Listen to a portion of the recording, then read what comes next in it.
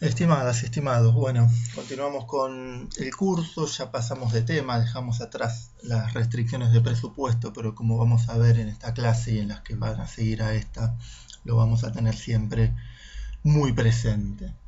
Lo que vamos a ver en esta clase, y solo le vamos a dedicar creo que una sola sesión, a no ser que surjan muchas dudas, pero entiendo que no va a suceder, le vamos a dedicar solo una sesión. Entre otras cosas porque sé que ustedes vieron el modelo clásico en Macro 1. Quien no se acuerda puede repasarlo y puede aprovechar para repasarlo. Pero me interesaba especialmente volver a verlo muy rápidamente para verlo a la luz de las restricciones de presupuesto y para ver qué supuestos hace implícitamente este modelo clásico en la economía en general y de qué manera se ven claramente en las restricciones de presupuesto. Buena parte de la crítica de Keynes que viene detrás se basa en este supuesto fuerte que hace el modelo clásico a las restricciones de presupuesto, en particular la de las familias. Bien, arranquemos muy brevemente, una introducción muy breve, que dice que en realidad hasta el año 36, cuando sale la teoría general de Keynes, realmente no había una teoría clásica unificada, sino que esta surge cuando aparece la crítica de Keynes y la teoría general de Keynes. Todos los autores previos básicamente se juntan, bueno, no se juntan los autores posteriores a Keynes toman a los previos como si fueran una única corriente de pensamiento, cuando hasta ese momento no estaban al menos así identificados.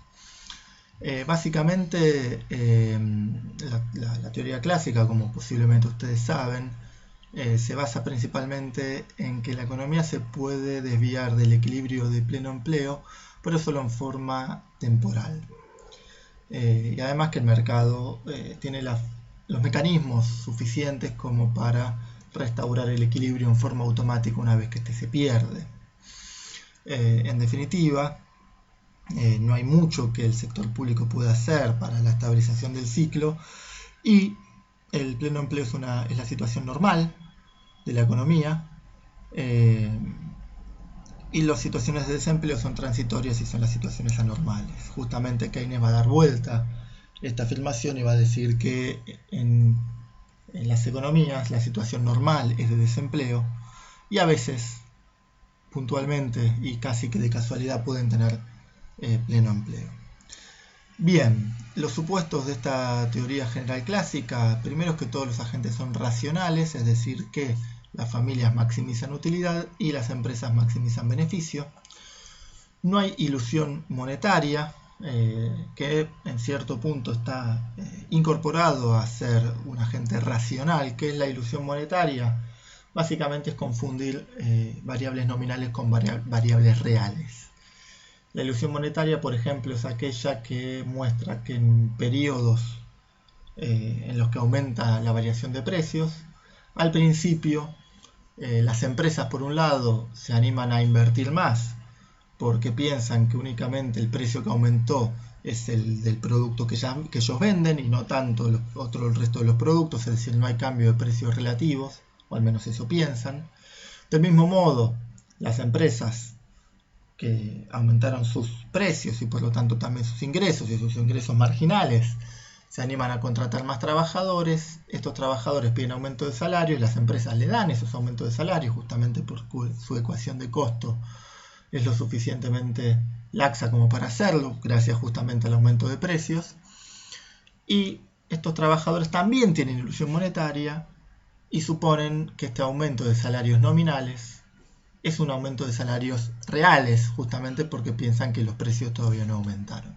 Entonces salen al mercado de trabajo. Ahora, cuando estos empresarios se dan cuenta que el aumento de precios no fue nominal, no fue real, sino únicamente nominal, es decir, que no solo su precio aumentó, sino que aumentaron todos los precios de la economía, ya no están dispuestos a generar esa producción, del mismo modo que los trabajadores, cuando se dan cuenta que su salario nominal no es el único que aumentó, sino también todos los precios, y por lo tanto su salario real no aumentó, a ese salario real no están dispuestos a trabajar y por lo tanto se retiran del mercado de trabajo. Así es como, así explican de algún modo algunos modelos clásicos la efectividad de la política monetaria a corto plazo, pero no a largo plazo. En este caso, no hay ilusión monetaria, por lo tanto, la política monetaria no sería efectiva ni siquiera en el corto plazo. Tercer supuesto, todos los mercados son perfectamente competitivos y por lo tanto todos los precios son totalmente flexibles.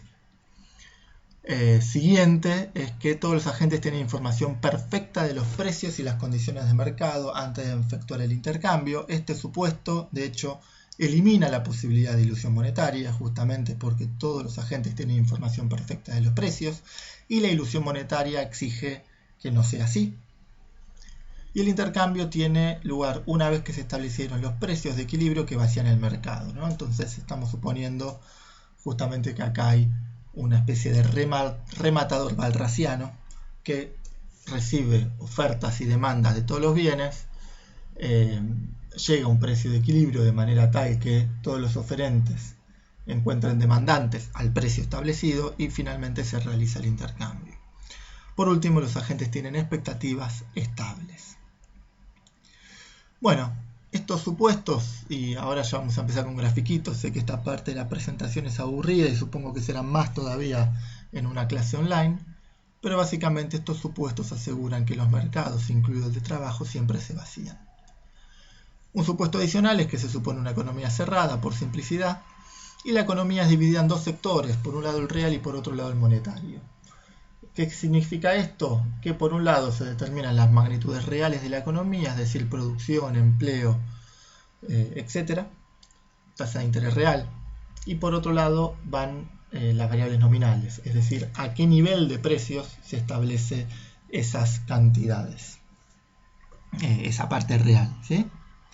Este mismo supuesto lo hace después, ya vamos a ver, el modelo Mandel-Fleming, ¿sí? O sea, por un lado se definen las variables reales suponiendo precios constantes, cómo explicar la inflación con básicamente una teoría ad hoc. En el caso de la teoría clásica es la teoría cuantitativa de dinero, esa teoría ad hoc para establecer los niveles de precio y por lo tanto también la inflación. En el caso del modelo Mandel-Fleming es la curva de Phillips. Pero bueno, eso ya lo vamos a ver más adelante. Lo interesante es que el modelo Mandel-Fleming, que supone ser una síntesis neoclásico-keynesiana, en este punto tiene mucho de neoclásico y no tanto de keynesiano, como así va a tener mucho de neoclásico y poco de keynesiano, esta síntesis. Pero bueno, me estoy adelantando un poco a los temas que vamos a ver más adelante. En definitiva, este modelo posee tres componentes: la teoría clásica de determinación del producto del empleo, la ley de Say, junto estas dos partes generan la parte real del modelo, y finalmente la parte monetaria se determina por la teoría cuantitativa del dinero. Esto es lo que dijimos recién, y pasamos para adelante.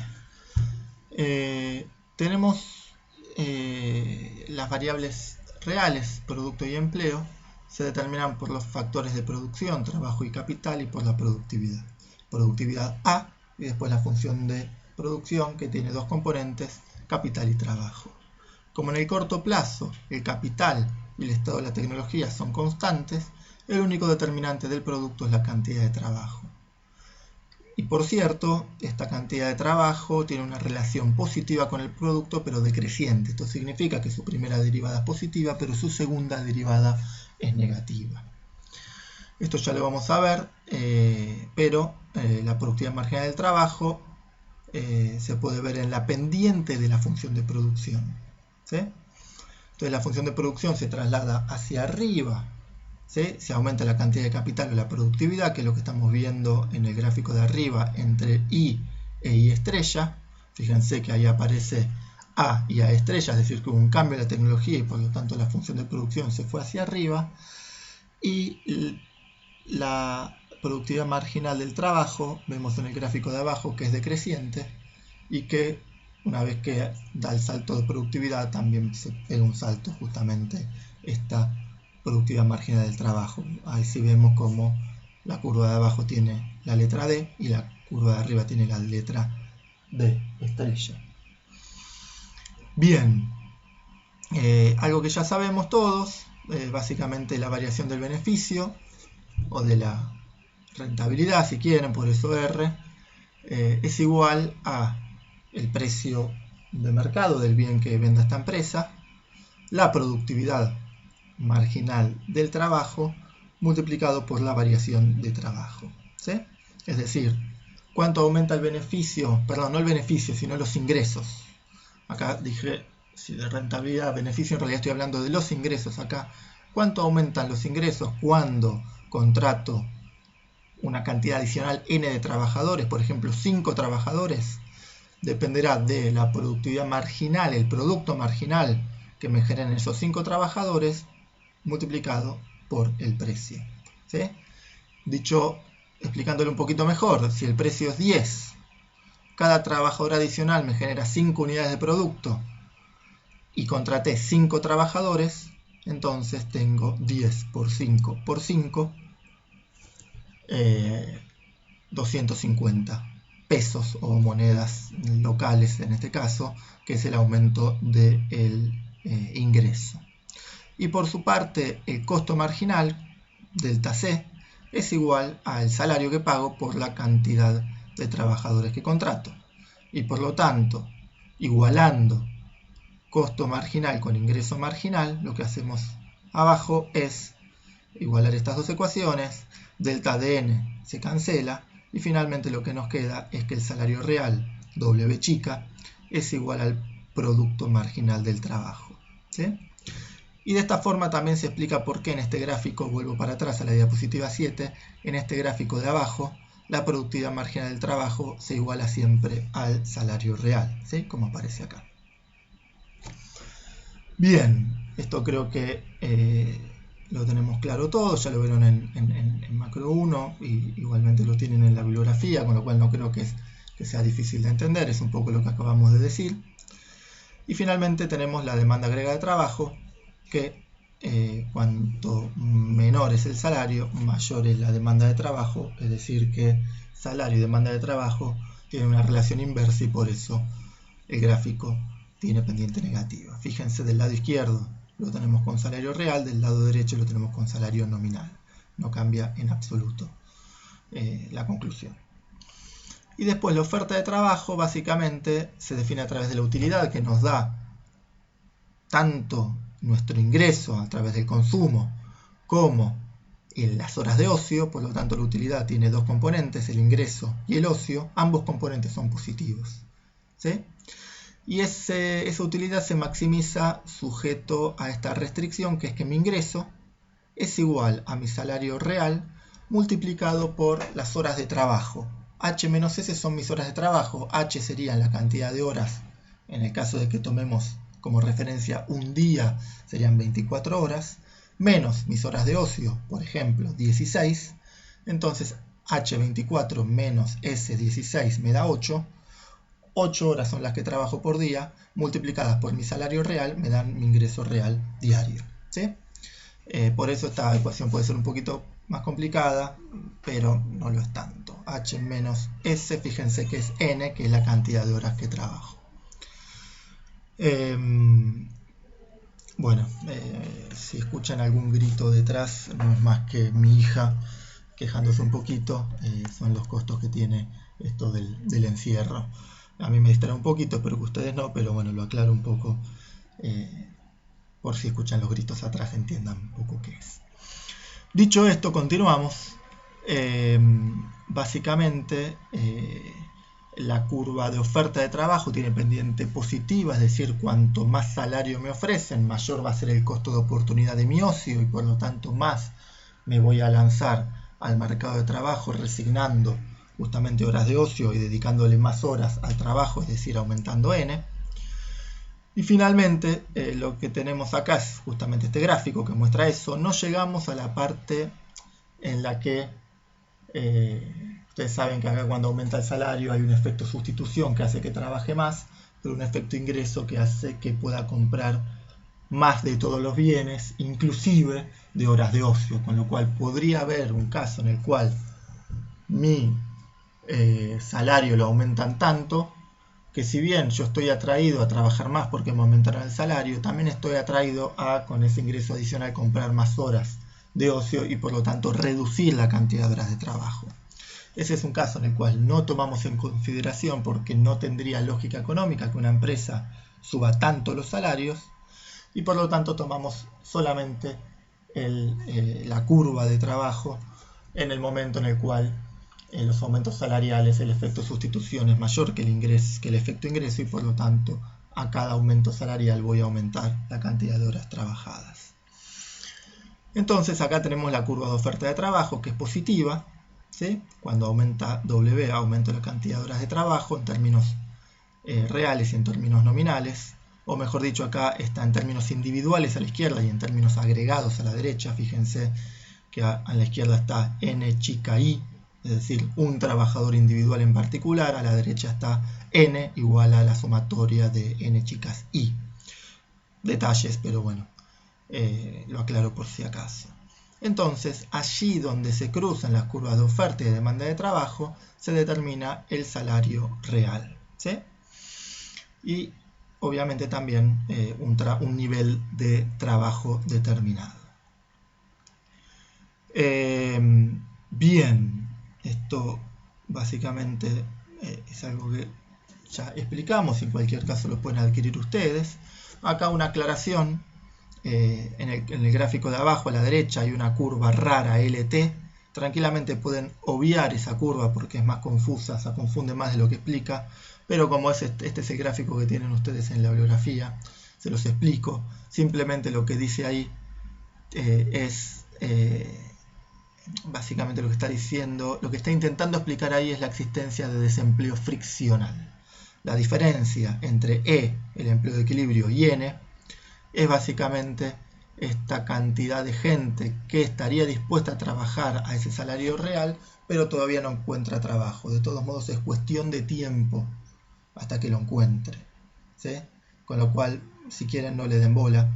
A mí lo que me interesa de este gráfico básicamente es que según la oferta y demanda de trabajo se define un salario real. Para ese salario real se determina una cantidad de trabajo, y esa cantidad de trabajo la introducimos dentro de la función de producción. Recordemos que tecnología y capital a corto plazo están dados, y por lo tanto, una vez que introducimos esa función, una vez que introducimos el trabajo en esa función de producción, entonces tenemos la cantidad de bienes producidas, la oferta de bienes de esta economía. Esto es lo que explicamos antes. Una vez determinada la oferta de bienes de esta economía, suponemos que esta oferta de bienes es igual a la demanda de bienes, justamente porque tenemos una ley de Say, ¿sí? La ley de Say dice que toda oferta hace a su demanda, ¿sí? Básicamente, que toda oferta haga a su demanda significa lo siguiente. Significa que por todo ingreso que una familia y que el agente familias posee o incorpora en su restricción de presupuesto, puede hacer básicamente dos cosas. Suponemos que no paga impuestos, o suponemos el ingreso disponible, da lo mismo, se separa en consumo y en ahorro. El consumo es demanda, por lo tanto, esa parte de la oferta, ¿sí?, de bienes que, digamos, fíjense en la restricción de presupuesto, la oferta de bienes, una parte de esa oferta de bienes se pagan salarios, la otra parte de esa oferta de bienes se pagan beneficios y rentas. Por lo tanto, esa oferta de bienes es igual a los ingresos, ¿no?, que por otro lado es la forma de calcular el PIB por el lado de los ingresos: salario más beneficio más renta más intereses, ¿sí? Entonces, esta oferta de bienes es efectivamente el ingreso de las familias. Ahora, eso no significa necesariamente que todo ese ingreso de la familia sea demanda agregada. Una parte de ese ingreso va a ser consumo, el consumo es demanda agregada, pero la otra parte de ese ingreso va a ser ahorro, el cual no es demanda agregada. Por lo tanto, la ley de Say, que toda oferta crea a su demanda, significa al mismo tiempo que todo ahorro es inversión, porque si mi ingreso, el ingreso de las familias, se divide entre consumo, que es demanda agregada, y ahorro, que no lo es, si el ahorro es igual a la inversión y la inversión es demanda agregada, entonces ahí sí ya tenemos una igualdad entre la oferta de bienes y la demanda de bienes. Pero justamente, una de las críticas, ya les adelanto, y posiblemente una de las principales que le hace Keynes a la teoría clásica, es: todo ahorro no es demanda agregada, todo ahorro no es inversión. Entonces, ¿por qué? Básicamente, veámoslo, creo que acá con unas ecuaciones. Acá tenemos el ingreso se separa entre consumo e inversión. El ingreso menos el consumo es igual al ahorro. El ahorro es igual a la inversión, pero ambos dependen de una tasa de interés real. ¿Sí? ¿Qué dice este modelo clásico? Básicamente lo que dice el modelo clásico es: todo ahorro es oferta de fondos prestables. Todo ahorro es llevado al mercado de bonos y se ofrecen el dinero y se aprovecha ese dinero para comprar bonos. Esos bonos, que estamos en economía cerrada y por lo tanto no pueden ir al exterior, si los adquiere el sector público los utiliza o bien para consumir o bien para invertir, consumo e inversión pública, y si los adquiere el agente empresas, el sector privado a través de las empresas, justamente como veíamos también en la restricción de presupuesto de las empresas, la variación de bonos es igual a la inversión. Por lo tanto, según el modelo clásico, este ahorro es igual a la inversión porque se vuelca en su totalidad al mercado de bonos, ¿sí? Y los agentes que ofrecen esos bonos, es decir, demandan este dinero, demanda de fondos prestables, lo utilizan en su totalidad para consumir o para invertir, ya sea el sector público o ya sea las empresas, y por lo tanto son demanda agregada. Fíjense una cosa, cómo empieza de a poquito a desaparecer este mercado de bonos y que termina de desaparecer en el modelo Mandel-Fleming, que vamos a ver a continuación de este tema. El modelo clásico en general no dice que la tasa de interés se define en el mercado de bonos. Siempre habla que se define en el mercado de fondos prestables o lo que es lo mismo en el mercado de dinero. Todo ahorro de los agentes va al mercado de dinero a ofrecerse y se encuentra con la demanda de dinero de los agentes que quieren más dinero del que tienen por sus ahorros propios y los ingresos que obtienen. Entonces hablan de mercado de dinero que, ya como vimos en el tema pasado, es algo que no existe. El mercado de dinero no existe. Eventualmente este es el mercado de bonos, ¿sí? Mercado de bonos o mercado de fondos prestables, que no es lo mismo que ahorro. No todo ahorro necesariamente va a ser prestado al mercado. Tranquilamente podemos quedarnos dinero en el bolsillo. De hecho, podemos quedarnos dinero en el bolsillo justamente porque queremos este servicio que provee el dinero, que es la liquidez. En definitiva, según el modelo clásico, lo que está suponiendo es que nadie, absolutamente nadie, se queda dinero en el bolsillo. Todo el mundo con sus ahorros o con su dinero o bien lo consume o bien lo ahorra, y con sus ahorros lo lleva al mercado de bonos a prestárselo al sector público para que consuma e invierta, es decir, para que efectivice demanda agregada, o bien a las empresas para que inviertan, es decir, para que haga efectiva nuevamente esta demanda agregada. Y la tasa de interés, básicamente, según el modelo clásico, se define según el ahorro, dado que el ahorro es igual a fondos prestables, y la inversión, dado que la inversión es igual a demanda de fondos prestables. Keynes va a criticar esto y va a decir justamente que la tasa de interés se determina en el mercado de bonos y que no todo ahorro es una oferta de fondos prestables en el mercado de bonos, es decir, no todo ahorro es una demanda de bonos, ¿sí?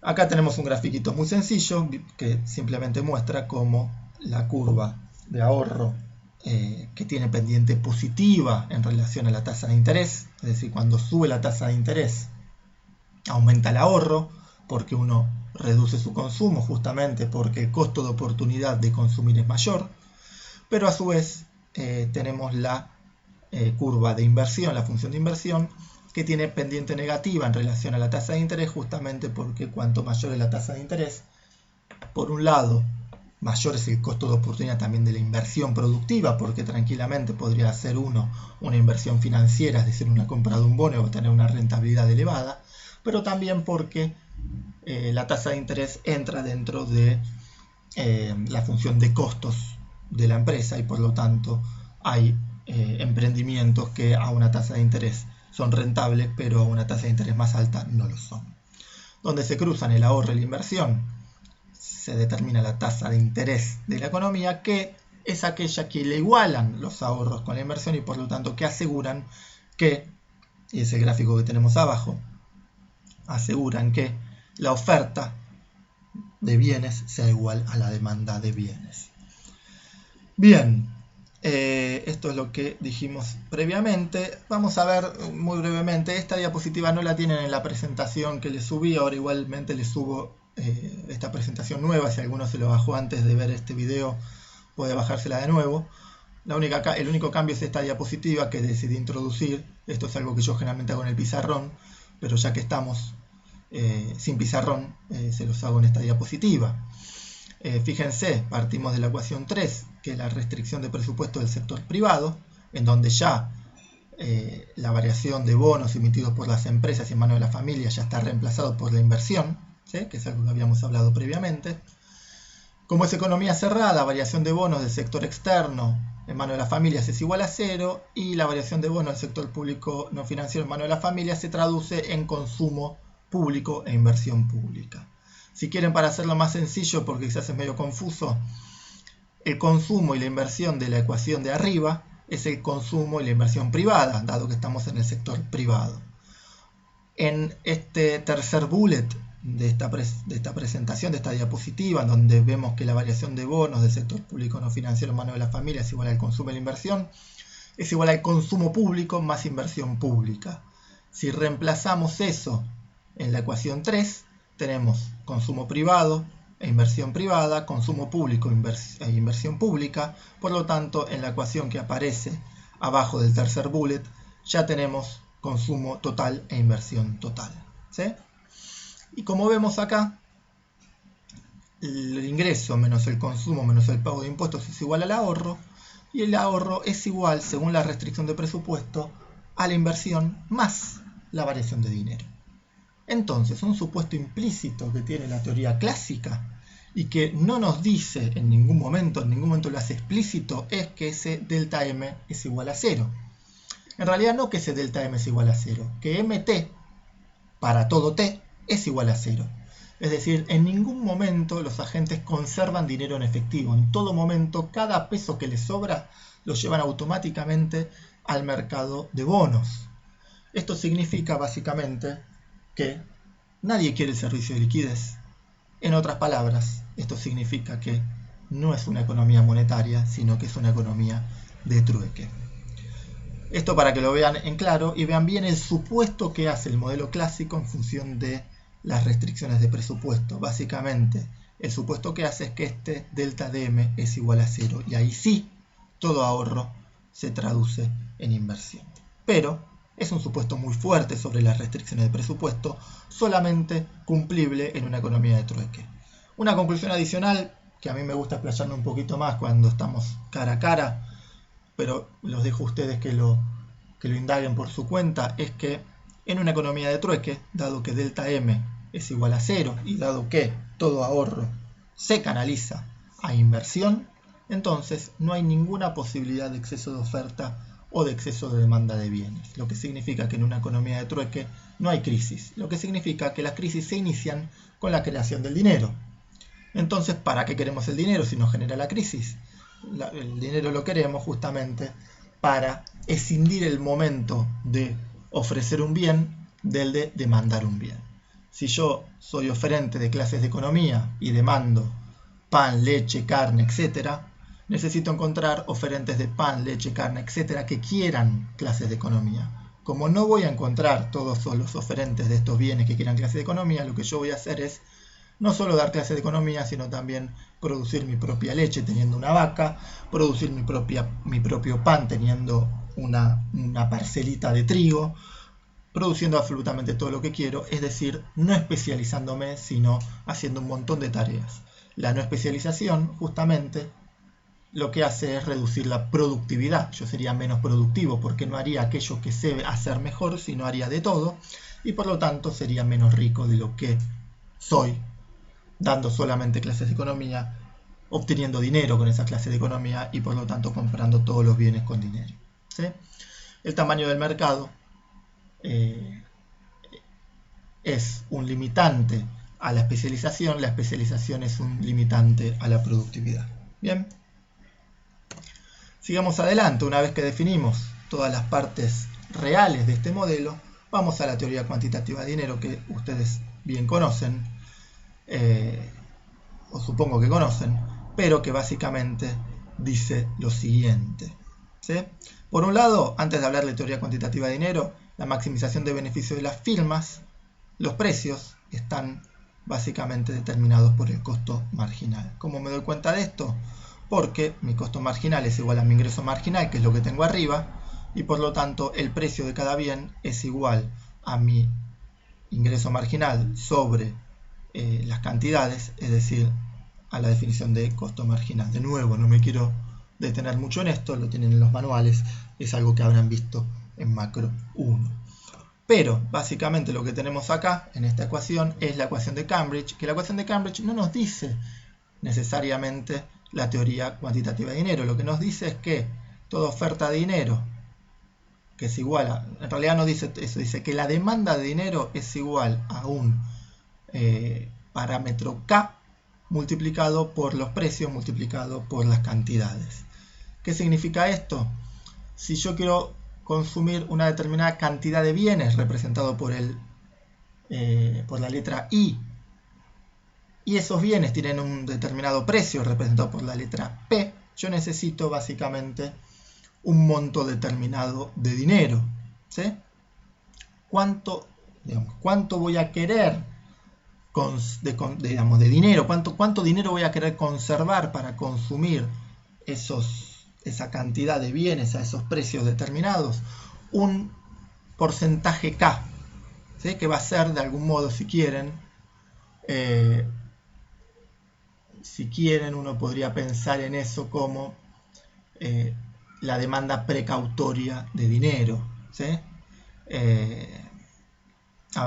En realidad, demanda precautoria y transaccional. ¿Sí? Quiero aclararlo un poquito mejor. Este video no es exactamente lo que tenía pensado, es decir, no me está saliendo del todo bien, pero quiero que lo entiendan bien, por lo tanto me repito y dice: la ecuación de Cambridge indica que la demanda de dinero es determinada por el motivo transaccional, es decir, únicamente por el ingreso, ¿sí? Y depende positivamente del gasto nominal agregado. El gasto nominal agregado son los precios por las cantidades, es decir, P por I. ¿Sí? La oferta de dinero es determinada por la autoridad monetaria y es exógena, y entonces la condición de equilibrio es que la oferta de dinero es igual a la demanda de dinero, y la demanda de dinero es igual justamente a este porcentaje K que yo quiero conservar en dinero de lo que es mis gastos corrientes. ¿Sí? Básicamente lo que dice la teoría cuantitativa de dinero es: reemplaza este término K por velocidad de dinero. ¿Qué dice entonces? Fíjense, pasa el K, que está multiplicando en este caso del lado derecho de la ecuación, al lado izquierdo y lo pasa dividiendo. Es decir, que esta velocidad de dinero es igual a 1 sobre K. Cosa que es lógico. ¿Por qué? K era cuánto dinero quiero conservar yo en el bolsillo. Y B es la velocidad de circulación del dinero, es decir, el dinero que no conservo en el bolsillo, es decir, que lo hice circular, ya sea consumiendo u ofreciendo eventualmente en el mercado de bonos. ¿Sí? Entonces, la velocidad de circulación del dinero es inversamente proporcional a la cantidad de dinero que yo quiero conservar en el bolsillo, es decir, este parámetro K. Una vez que tenemos esta ecuación MB P por I, es una identidad contable. ¿Por qué? La cantidad de dinero que hay en la economía por la cantidad de veces que pasa de manos es igual a la cantidad de productos multiplicados por sus precios, es decir, el valor de los productos que pasa de mano en mano. Es una identidad que no podría ser de otra manera. Básicamente lo que dice esto es que a cada transacción real tiene su contrapartida una transacción monetaria, es decir, un movimiento de dinero. Y por lo tanto esto es así también en términos agregados. Hasta acá nada dijimos de teoría cuantitativa de dinero. Lo que hace la teoría cuantitativa de dinero es suponer que la velocidad de circulación del dinero es constante, cosa que los trabajos empíricos demuestran que para nada es así, pero supone que la velocidad es constante y supone que el ingreso es constante, es decir, que la producción, hay una producción de equilibrio, ¿sí?, que siempre se alcanza, que es igual al producto potencial de esta economía. Entonces, si B e I están fijas, cada variación de M se ve reflejada en una variación de P. Obviamente lo que dice Keynes es, ¿por qué supones a I fija? ¿No? I puede ser, puede variar y por lo tanto las variaciones en M pueden afectar tanto P como I. Y de hecho, si después relajamos también que la velocidad no es constante, ya es mucho más complicado. Vamos a hablar de esto un poquito más adelante cuando pasemos del modelo Mandel-Fleming a modelos más de bancos centrales que hagan política monetaria no con agregados sino con tasa de interés. Entonces, si B e I son fijos, yo los puedo despejar P, y P es igual a MB sobre I con B e I fijos. Básicamente P depende de M, y ahí tenemos la teoría cuantitativa de dinero. Y finalmente el equilibrio general de la economía. Tenemos estos 4 gráficos, uno al lado del otro. Partimos del cuadrante A, es decir, de abajo a la izquierda, y ahí tenemos la oferta y la demanda de trabajo que se hace, las familias porque maximizan utilidad, las empresas porque maximizan beneficio. A partir de ahí se define un nivel de empleo determinado, que una vez que lo introducimos en el panel B, en la función de producción, lo que nos da justamente, dado que tenemos capital y tecnología constantes en el corto plazo, tenemos justamente una producción de bienes, determinada, ¿sí?, al menos a corto plazo. Que ahí ya pasamos al cuadrante C, es decir, de arriba a la derecha, y nuestra oferta de bienes es esta recta vertical AS, y nuestra demanda va a depender de la oferta de dinero que haga el Banco Central. Cuanto más oferta de dinero, más vamos a demandar, justamente porque este dinero no lo conservamos en el bolsillo, por este supuesto implícito que hace el modelo clásico, que delta de M es igual a 0. Entonces, todo dinero que emita el Banco Central va a ser un aumento de la demanda, pero un aumento de la demanda agregada que no va a poder ser satisfecho por la oferta agregada, al menos en el corto plazo, y por lo tanto solamente se va a ver plasmado en los precios de la economía. Una vez determinados los precios, el cuadrante D lo que determina básicamente es el salario real, ¿sí?, a partir del salario nominal determinado en el cuadrante A y los precios determinados en el cuadrante C. Entonces, según el modelo clásico, se parte del mercado de trabajo, que siempre se vacía, se determina un salario nominal y un nivel de trabajo, de ahí vamos al cuadrante de abajo a la derecha, B, y determinamos la cantidad de producción ofrecida. Una vez determinada la cantidad de producción ofrecida y cruzada con la cantidad demandada, que es función de la oferta de dinero, tenemos básicamente unos precios determinados, y esos precios determinados se van al cuadrante D y determinan el salario real, ¿sí? Ese es el equilibrio general de esta economía. Como vemos, por definición no hay desempleo, justamente porque partimos del mercado de trabajo que siempre se vacía. Por definición, además, no hay ni exceso de demanda ni de oferta de bienes, porque toda oferta de bienes son demandados por ley de Say, ¿sí? Y entonces esta economía siempre está en equilibrio y cualquier desequilibrio es temporal. Bien, vamos a cortar acá y vamos a seguir después con la crítica de Keynes en un video siguiente.